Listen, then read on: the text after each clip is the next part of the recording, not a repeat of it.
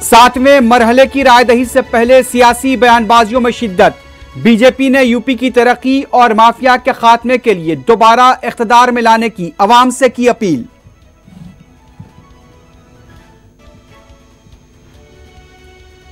BJP को कुछ नहीं आता, झूठी पार्टी है। बीजेपी के गढ़ वाराणसी में योगी हुकूमत को बदलने की उत्तर प्रदेश के अवाम से ममता बनर्जी ने की अपील। अखिलेश भी बीजेपी पर बरसे।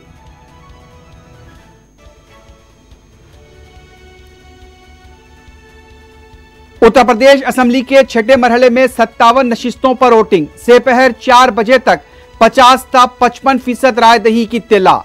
वजीर आला योगी आदित्यनाथ की किस्मत का भी होगा फैसला।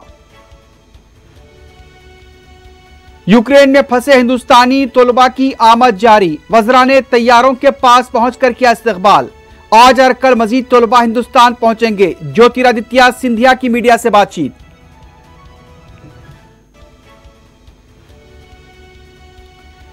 यूक्रेन में हिंदुस्तानी तलबा को यरगमाल बनाए जाने की खबरें गलत। वजारत खारजा ने की वजाहत।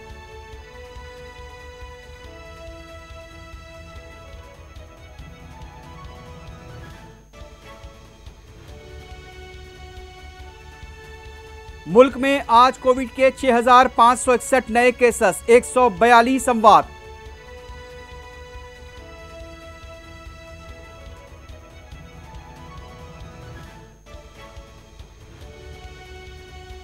महाराष्ट्र असेंबली इजलास के पहले दिन खुतबे के दौरान विकास अघाड़ी अरकान का एहतजाज। गवर्नर दरमियान में ही तकरीर छोड़कर चले गए।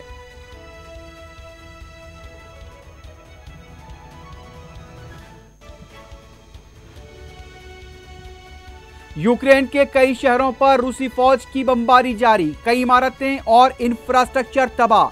रूस ने भी अपने फौजियों के हलाक होने की तस्दीक कर दी।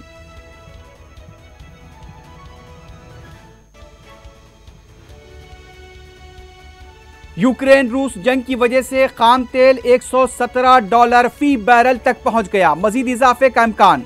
अब तक 1 मिलियन अफराद यूक्रेन से नकले मकानी पर मजबूर।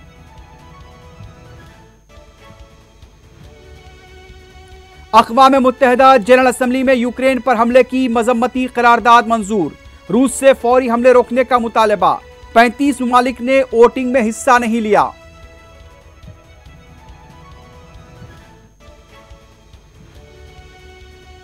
और दुनिया भर में कोविड से हलाकतों की तादाद आज से दोपहर 4 बजे तक 59,94,234 तक पहुंच गई।